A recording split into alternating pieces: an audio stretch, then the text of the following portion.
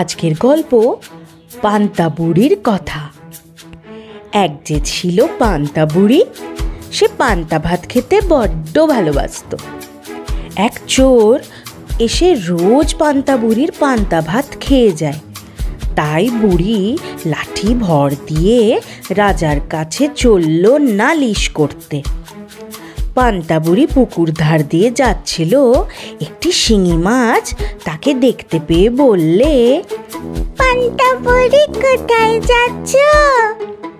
পান্তা বুড়ি বললে, চোরে আমার পান্তা ভাত খেয়ে যায়, তাই রাজার কাছে যাচ্ছি নালিশ করতে।